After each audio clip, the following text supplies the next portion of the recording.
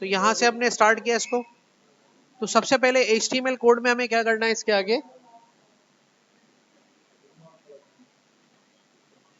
ठीक है। तो HTML कोड में हमने सबसे पहले क्या किया कि बॉडी के अंदर एक डिव बनाया है, डिव में क्लास डिफाइन किए जिसका नाम रखा है मेन्यू। उसमें हमने एक मेन एलिमेंट ऐड कराया है, ये भी एक ब्लॉक लेवल एलिमेंट है। उसके अंदर मेन सेगमेंट बना के, यानी कि ये मेन का जो क्लास ओवर हो रही है, कहां पर ओवर हो रही है मेन की, जो ये स्टार्ट किया हमने यहाँ से मेन, कहीं पर नीचे यहाँ पे क्लोज हो रहा है, ठीक है, यहाँ क्लोज हो रहा है। इस मेन के अंदर हमने पहले डिव बनाया, फिर मेन बनाया। उसके अंदर हमने लिखा है H1 कैंपर कैफे, ठीक है। तो ये कैंपर कैफे कैसे नजर आ रहा है, इस तरह से नजर आ रहा है, ठीक है जी। डिव एक ब्लॉक लेवल एलिमेंट है, मतलब एक ब्लॉक क्रिएट किया आपने, बॉक्स डब्बा, ठीक है ना। उसके अंदर आपने एक मेन का एलिमेंट बनाया है, ये भी एक ब्लॉक लेवल एलिमेंट है। उसके अंदर आपने लिखा कैंपर कैफे। आप कैंपर कैफे जो है वो इस तरह से नजर आएगा। उसके बाद आपने एक पैराग्राफ लिखा है, फिर क्लास बनाई, एस्टेब्लिश किया। अब ये जो क्लासेस हम बना रहे हैं, ये बना रहे हैं CSS के लिए, ताकि हम जब कोड करेंगे तो इसको अलग कोड करें और इसको अलग कोड करें। उसमें हमने लिख दिया एस्टेब्लिश इन 2020 या जो भी है 24 वगैरह। अच्छा, उसके बाद एक HR लगाया है हमने, यानी कि ये एक लाइन ड्रॉ होगी इसके बाद। उसके बाद फिर हमने H2 करके लिखा है कॉफी, तो ये कॉफी H2 करके इस तरह से लिखा है। उसके बाद हमने एक इमेज लगाया। अब ये इमेज जो है आप किसी वेबसाइट से भी ले सकते हैं और आप खुद की डाउनलोड करके भी लगा सकते हैं। जैसे कि आपको इस कॉफी की इमेज लगानी थी, तो कैसे लगाएंगे। अब आप यहाँ पे जाके देखेंगे, जैसे इस तरह के जो इमेजेस होते हैं उनको सर्च करने के लिए आप गूगल पे जाएंगे और गूगल पे जाके आप लिखेंगे यहाँ पे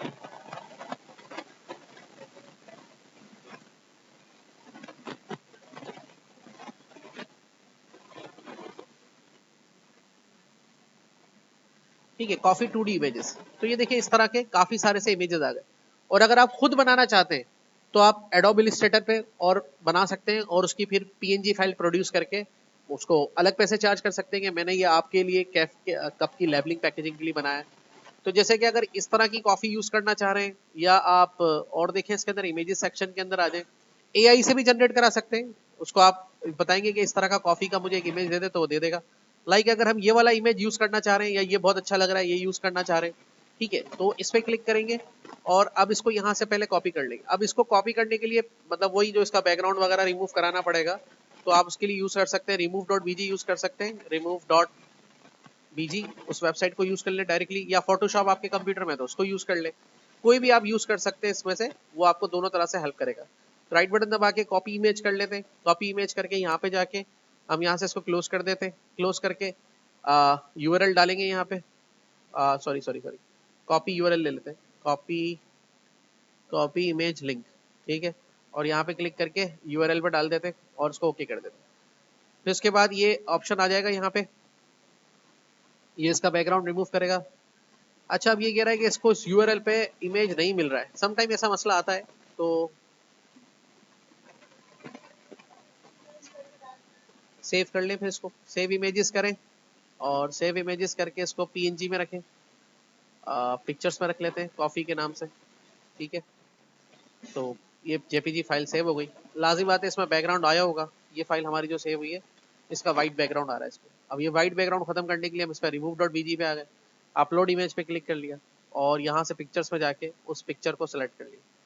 अब ये जो पिक्चर हमने यहाँ से सिलेक्ट की है, यहाँ पे डबल क्लिक कर दिया। अब इसको यहाँ पर ये इसका बैकग्राउंड रिमूव कर देगा, ठीक है। ये रिमूव हो गया बैकग्राउंड। अब इसको डाउनलोड कर लें अपने पास, तो ये कह रहा है फ्री में 500 बाय 500 पे डाउनलोड हो सकता है। ओपन कर लें। अब ओपन करने के बाद इसका कट कर लेंगे, यहाँ से कट करके कहाँ रखेंगे, वेबसाइट जहाँ सेव है उस फोल्डर में रख लें। वो कहाँ सेव है, हमारी वेबसाइट का पेज कहाँ दिखा रहा है, तो यहाँ पे मैं क्लिक कर लेता हूँ, राइट बटन दबाता हूँ, रिवील इन एक्सप्लोर कर लेता हूँ, ये आ गया उसका फोल्डर। यहाँ पे पेस्ट कर दिया उसी फोल्डर पे, इसका नाम मैंने रख दिया कॉफी, ठीक है। और इसके बाद जाके मैं इसको यहाँ यूज करना चाह रहा हूँ, तो ये भी मुझसे पूछ रहे थे कैसे यूज करना, तो देखो अब ये डायरेक्टली इधर लिख देंगे हम। ये बंद किया कॉफी, ठीक है। यहाँ पे आप कॉफी लगा देंगे, सेव कर देंगे। अब आके अपने पेज के ऊपर देखेंगे तो रिफ्रेश करेंगे तो ये कॉफी का इमेज आ जाएगा। अब ये इमेज ज्यादा बड़ा आ गया क्योंकि तस्वीर हमारी ज्यादा बड़ी थी। तो इसको कंट्रोल करने के लिए भी तरीका है, दो तरीके हैं। एक आप CSS जो है इंटरनल मेथड पे लिखें, या इनलाइन मेथड पे लिखें। अगर आप इनलाइन मेथड पे लिखना चाह रहे हैं तो यहीं पर ही लिख दें, इसके आगे यहाँ पे लगाएंगे स्टाइल का टैग, स्टाइल, ठीक है। और स्टाइल के साथ इसका जो इमेज का जो विड्थ है, तो इमेज का जो साइज है वो आप कंट्रोल करें या HTML से कंट्रोल कर लें। विड्थ लिखें यहाँ पे और इसको कर दें 25 पिक्सल। तो यहाँ पे क्लिक करके रिफ्रेश करेंगे तो ये देखें छोटी हो गई। अब अगर आप इसको थोड़ा बड़ा करना चाह रहे हैं, 250 पिक्सल करना चाह रहे हैं, तो 250 पिक्सल में देख लें, इस तरह बड़ी आ जाएगी नजर, ठीक है। जब ये बड़ी होगी तो हमारा नीचे की तरफ वो बोर्ड कार्ड थोड़ा सा बड़ा हो जाएगा।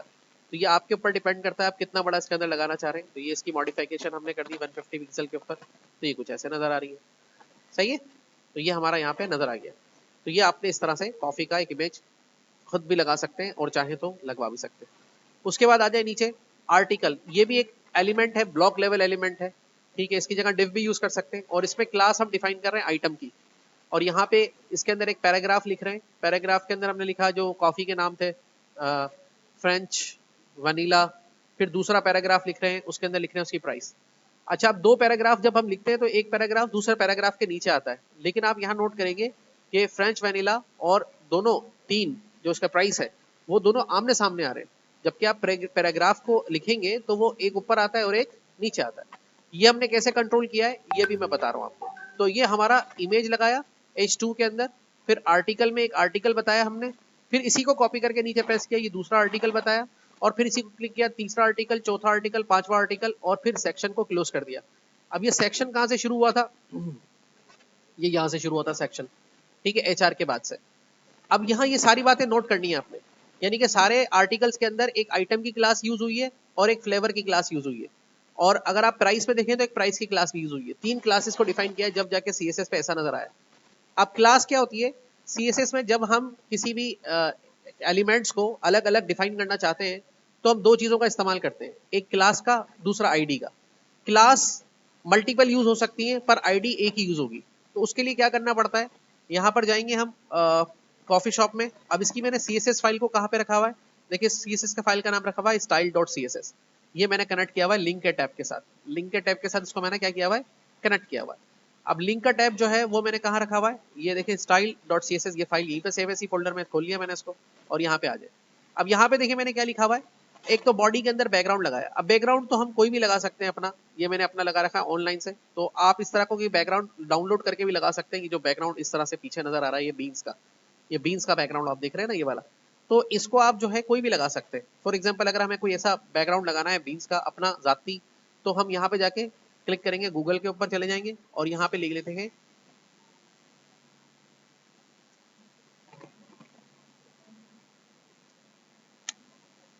ठीक है, कॉफी बीन्स HD इमेज। तो हमारे पास काफी सारे से आ गए इसके ऊपर। तो कौन सा हमें इस पे चाहिए, यानी स्प्लैश पे भी मिल जाएगा, फ्लैश पे भी मिल जाएगा। तो जो बैकग्राउंड हमें इस पे लगाना है वो हमें यहाँ से ले लेना है। तो अभी हम इस पे देख लेते हैं हमें कौन सा चाहिए। जैसे कि ये वाला भी लगा सकते हैं, अच्छा लग रहा है, ये वाला भी अच्छा लग रहा है, ठीक है। तो इस पे क्लिक करते हैं इंडिया मार्ट के ऊपर, ये वाला बैकग्राउंड लगा के देखते हैं। तो इस इमेज का साइज आ रहा है हमारे सामने, इसको राइट बटन दबा के सेव इमेजेस कर लेते हैं हम। यहाँ पे जाके माउंट टूल्स पे है क्या कुछ option, edit image, save image कर लेते हैं। सेव इमेजेस करके यहाँ पे जाके हमने इसके पिक्चर्स के ऊपर सेव कर देते हैं इसको, बीन्स BG, ठीक है। और फिर उसको उठा के हम रखेंगे अपने फोल्डर के अंदर। तो यहाँ पे चले गए बीन्स BG वाले फोल्डर के अंदर। तो यहाँ से इसको कर दिया कट और अपने फोल्डर में ले जाके हमने यहाँ पे कर दिया इसको पेस्ट।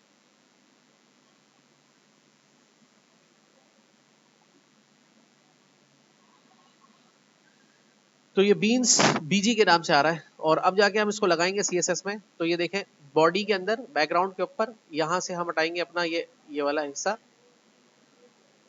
और यहाँ पर हम सिंगल कोट लगाएंगे और उसका नाम लिखेंगे बीन्स जेबिनी। तो ये बैकग्राउंड के ऊपर एक इमेज लग जाएगा। हाँ, URL उसको एट्रीब्यूट है जो उसको कंट्रोल करेगा। ये देखें इसके बैकग्राउंड के ऊपर ये आ गया। तस्वीर जरा छोटी है इसलिए ये टाइल्स में दिखा रहा है, और अगर तस्वीर इससे बड़े साइज की लेंगे तो वो फिर पूरे इमेज पर आ जाएगा। तो ये देखें बैकग्राउंड के ऊपर इस तरह से आप इसको लगा सकते हैं। अच्छा, फॉन्ट फैमिली पूरी बॉडी के लिए हमने बता दी सैंस सेरिफ है, और पैडिंग 20 पिक्सल है। 20 पिक्सल पैडिंग का मतलब ये है कि इसके अंदर जो भी आइटम ऐड आएगा बॉडी के अंदर वो चारों तरफ से 20 पिक्सल का होगा। फॉर एग्जाम्पल अगर मैं इसको 0 पिक्सल का कर दूं तो फिर कैसा नजर आएगा, तो आप देखेंगे कि यहाँ पे क्लिक करने पे ये थोड़ा सा ऊपर हो गया। और अगर मैं इसको 20 पिक्सल लिख दूंगा तो ये कैसा नजर आएगा, ये थोड़ा सा और नीचे नजर आएगा। और अगर मैं इसको 40 पिक्सल कर दूंगा तो ये चारों तरफ से इनसाइड, मतलब 1 2 3 4 1 2 3 एंड 4 इनके अंदर साइड पे गैप बढ़ जाएगा। ये देखिए और ज्यादा गैप बढ़ गया यहाँ पे ऊपर की तरफ। ठीक है, तो ये पैडिंग्स इस तरह से हम कंट्रोल कर रहे होते हैं। अच्छा, अब जहां पर भी H1 यूज होगा, H1 यूज होगा उसका फॉन्ट साइज हमने क्या बताया हुआ है, 40 पिक्सल। अब जहां जहां भी लगाएंगे H1 वो 40 पिक्सल का होगा। मार्जिन टॉप 0 रहेगा H1 का, यानी कि हेडिंग 1 जहां भी यूज होगी उसका ऊपर का मार्जिन 0 रहेगा।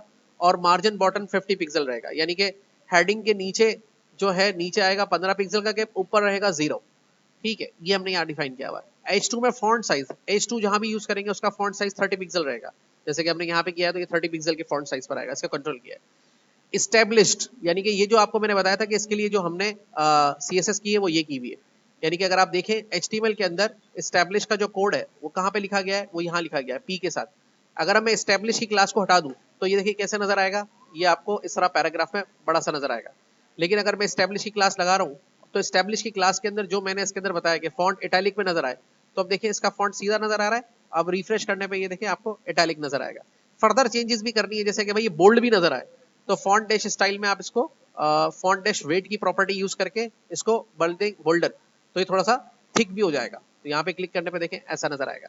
तो यानी कि हर चीज को अलग अलग डील किया हुआ है। उसके बाद नीचे आ जाते हैं H1 H2 और P। अब यहाँ पर आपको सीखने को मिल रहा है कि अगर CSS के अंदर 2-3 एलिमेंट्स को, एलिमेंट तो नहीं कहते इसके अंदर, उसको कहते हैं सिलेक्टर। जिस चीज को हम HTML में एलिमेंट कहते हैं CSS में उसको कहते हैं सिलेक्टर। अगर उन सिलेक्टर्स को एक साथ डिफाइन करना है एक ही प्रॉपर्टी पे तो तीनों को कोमा के साथ लिख देंगे, जैसे H1 H2 और पैराग्राफ।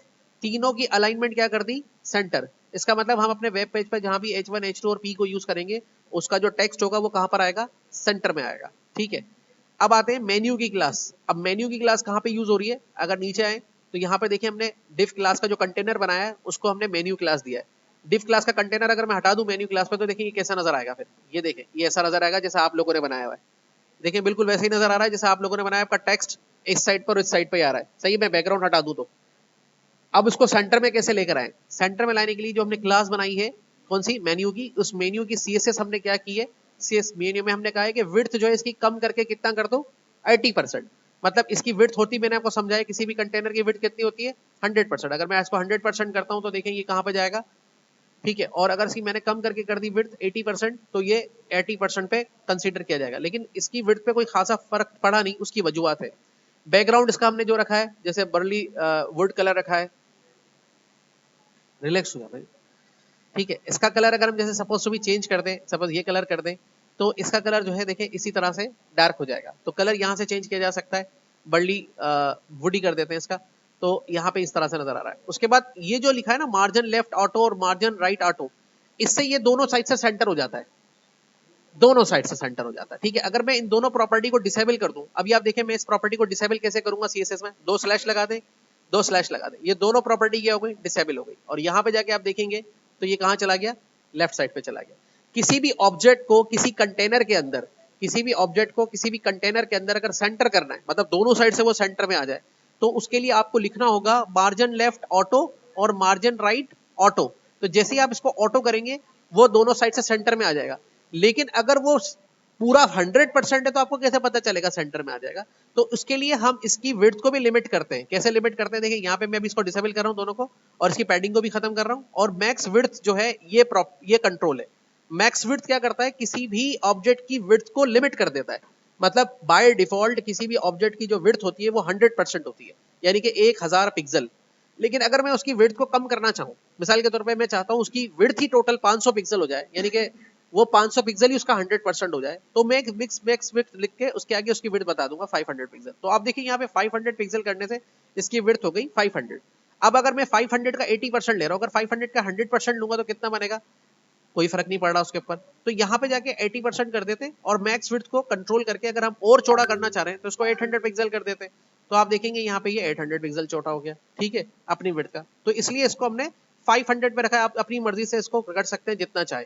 और जैसे ये छोटा हुआ तो छोटा होने के बाद ये आपको नजर आ रहा है लेफ्ट साइड पे। अब आप चाह रहे हैं कि हमारे वेब पेज के, चाहे मेरी मोबाइल वेबसाइट मोबाइल पे खुले, वेबसाइट पे खुले, ब्राउजर पे खुले, लेकिन ये सेंटर में है।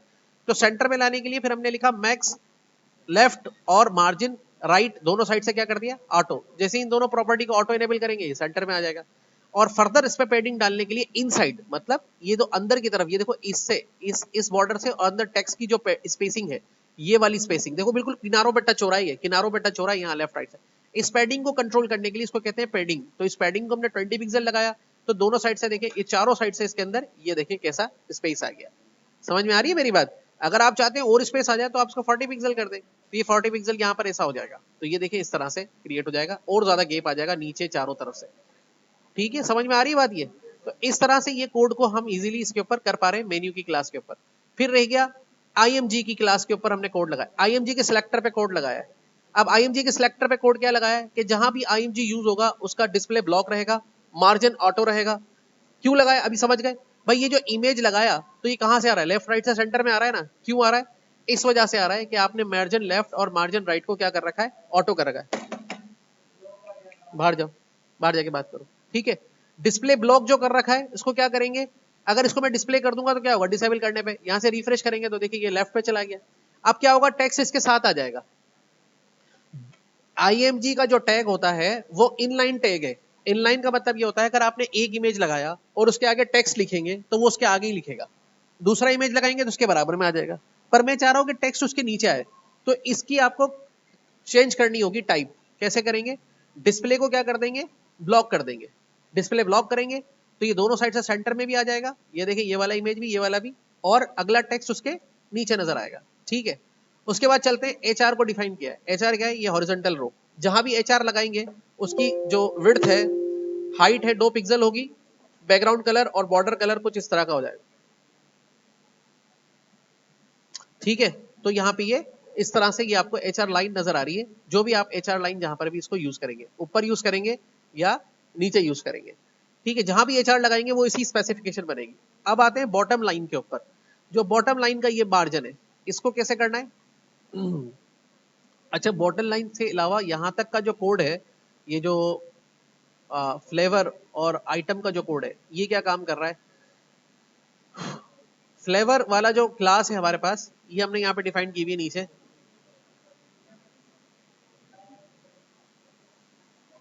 ये रही, ठीक है, आइटम की क्लास ये डिफाइन की हुई। आइटम के अंदर जितने भी पी यूज हो रहे हैं, यानी कि आइटम क्लास के अंदर जितने भी पी यूज करेंगे, यानी कि ये जो आइटम की क्लास है और इसके अंदर जितने भी पी यूज करेंगे, देखिए CSS का कोड अगर आप इस तरह लिखते हैं ना, मतलब एक एलिमेंट के आगे दूसरा एलिमेंट, इसका मतलब होता है इसके अंदर जो भी यूज हो रहा है। और अगर आप कोमा के साथ लिखते हैं, मिसाल के तौर पर ऐसे लिखते हैं H1 और H2, तो इसका मतलब आप कह रहे हैं कि ये और ये दोनों। ठीक है, अच्छा, अब ये कह रहे हैं कि आप जैसे भाई ये जो आइटम है, आइटम को रखना है इनलाइन ब्लॉक पर। आइटम क्लास के अंदर जितने पी हैं उनको रखना है इनलाइन ब्लॉक पर। इनलाइन ब्लॉक का मतलब ये होता है कि देखो, अगर मैं इस प्रॉपर्टी को डिसेबल करता हूं थोड़ी देर के लिए, तो आप देखेंगे कि जो हमने 2 पैराग्राफ लिखे थे ना, ये वाला और ये वाला, ये एक दूसरे के नीचे आ जाएंगे। समझ में आई? देखो, दोनों दोनों पैराग्राफ इस तरह से नजर आएंगे, पहला पैराग्राफ दूसरा paragraph. But I want to see this paragraph like that, मतलब ये दोनों आमने सामने नजर आए। तो क्यों नजर आ रही है नीचे? इसकी साइंस ये है कि इनका जो डिफॉल्ट डिस्प्ले है वो है ब्लॉक। ब्लॉक का मतलब एक ऊपर आएगा और दूसरा नीचे आएगा। अब मैं चेंज करूंगा इसको किस पे? इन लाइन पर। जैसे इमेज का बाय डिफॉल्ट है ऐसे आएंगे, तो मैंने उनको कर दिया ब्लॉक, तो ऐसे हो गए। अब ये ऐसे हैं तो मैं इनको इन लाइन पे करूंगा। तो मैं सिंपली जाके लिख रहा हूं आइटम क्लास के अंदर जितने भी पी यूज हो रहे हैं उनका डिस्प्ले प्रॉपर्टी जो है क्या होगा? इन लाइन ब्लॉक होगा। जैसे ही इन लाइन ब्लॉक करूंगा तो सारे पी सीधे हो जाएंगे। कौन से? हाँ, अब इनका मार्जिन टॉप जो है, जितने पैराग्राफ है सबका मार्जिन टॉप, यानी कि इनका जो आपस का गैप, ये साक्षी आपके सवाल का जवाब है, जितना भी गैप है एक टेक्स्ट के दूसरे टैब का, मार्जिन टॉप में 5 पिक्सल है। अगर मैं इसको बढ़ा के 15 पिक्सल करूंगा तो जाके कहां पहुंचेगा? सबका स्पेस बढ़ जाएगा। और अगर मैं कम करके इसको 5 पिक्सल करूंगा तो इसका स्पेस आपस का कम हो जाएगा। ठीक है, अभी आ रहा है तुम्हारे सवाल का जवाब यार। और मार्जिन बॉटम, यानी कि इसके ऊपर का स्पेस और इसके नीचे का स्पेस। अब ये दोनों स्पेस दिए गए हैं, ये अपने वर्ड में भी सीखे थे, ऊपर का नीचे का लाइन स्पेस कंट्रोल। अब इसको अगर बॉटम को बढ़ाऊंगा मैं तो नीचे की तरफ स्पेस बढ़ जाएगा, और कम करूंगा तो नीचे का स्पेस कम हो जाएगा। यानी कि इसके ऊपर का स्पेस और नीचे का स्पेस दोनों को हमने मार्जिन पे डिक्लेयर किया हुआ है। ठीक है, अब आते हैं फॉन्ट साइज। अब जो इसमें फॉन्ट यूज हो रहा है वो हो रहा है 18 पिक्सल का इस्तेमाल। ये जो दिख रहा है आपको 18 पिक्सल का। अगर आपको लग रहा है ये छोटा है, बड़ा करना है इसको, तो यहाँ से आप बढ़ा दें, इसको 28 पिक्सल का कर दें, तो ये देखें 28 पिक्सल का हो जाएगा। इसको रिफ्रेश करेंगे तो इतना बड़ा नजर आएगा। अगर आपको ऐसा लगता है ये अच्छा लग रहा है तो ठीक है, ठीक है। और अगर कम करना है तो दोबारा 18 पिक्सल पे रख दें, ये आ गया इस तरह से, ठीक है। अब आते नीचे वाला। हाँ,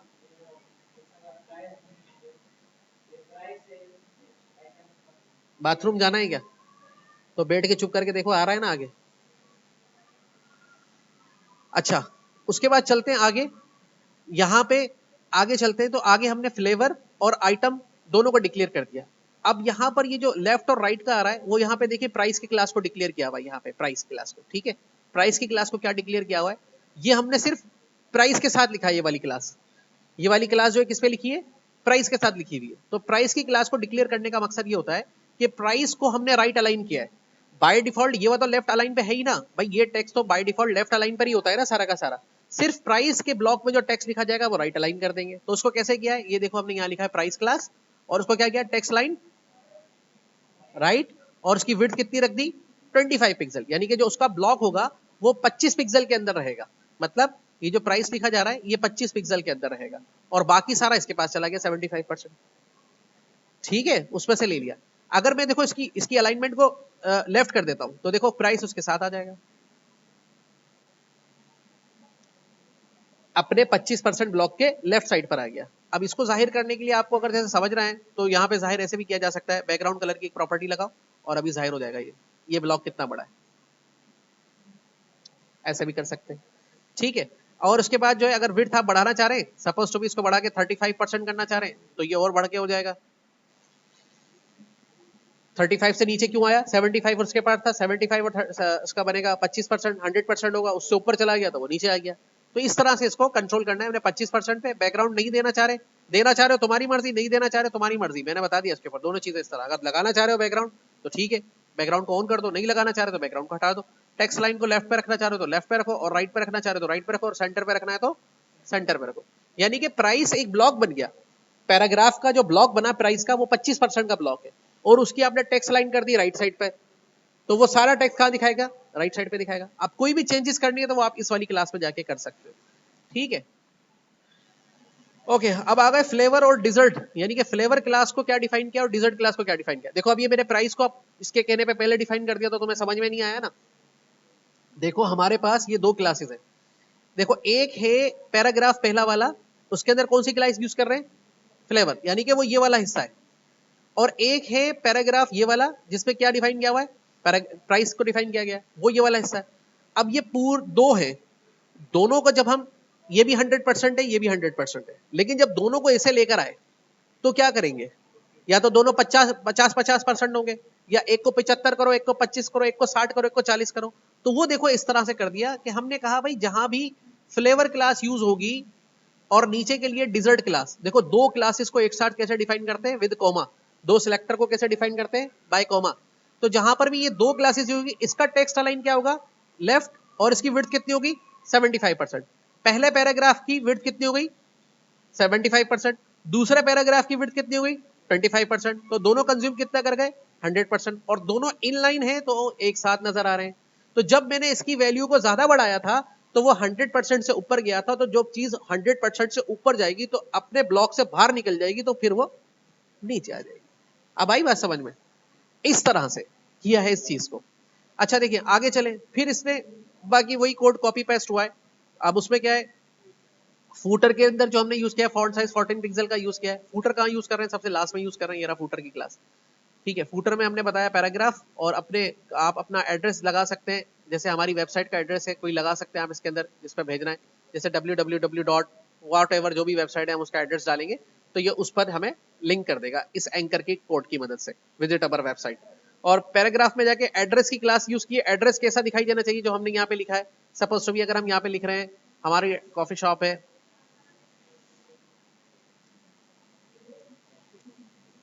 ठीक है, तो यहाँ पे हमने अपनी कॉफी शॉप का लिख दिया एड्रेस। अब ये एड्रेस की क्लास को हमने सीएसएस पे कैसे डिफाइन किया है, ये रहा कि मार्जिन सिर्फ 5 पिक्सल का रखो नीचे की तरफ से, यानी कि नीचे से मार्जिन 5 पिक्सल का रखा हुआ है इसके ऊपर, ठीक है। और दूसरा जो है यहाँ पर देखो इसमें कौन सी क्लास कोई यूज नहीं करी, और फूटर पे फूटर का तो अभी हमने बता दिया कि कहाँ है फूटर, कहाँ से शुरू है फूटर, ये रहा फूटर। ठीक है, फूटर के लिए हमने यहाँ पे बता रखा है कि जो फूटर है वो सिर्फ 14 पिक्सल का होना चाहिए, उसके अंदर जो फॉन्ट साइज लिखा जाएगा। तो इस तरह से हर चीज को अलग डिफाइन किया गया है। एड्रेस की अलग, एंकर, जितने एंकर यूज होंगे वो काले रंग के होंगे, जो एंकर विजिट्स हो जाएंगे वो ब्लैक रंग के होंगे, जो एंकर होवर हो जाएंगे, यूज हो जाएंगे, ब्राउन कलर के होंगे, जो एंकर एक्टिव होंगे वो भी ब्राउन कलर के होंगे। एंकर मतलब ये, जैसे इस पे क्लिक करेंगे, आई थिंक एंकर तो इसके ऊपर एक ही यूज हो रहा है, इसके ऊपर ये ही लिंक बना हुआ है। तो देखिए इस पे क्लिक करने पे ये काला हो जाता है, और इस पे क्लिक करने पर यहाँ पर देखिए होवर पे ये ब्राउन भी हो रहा है।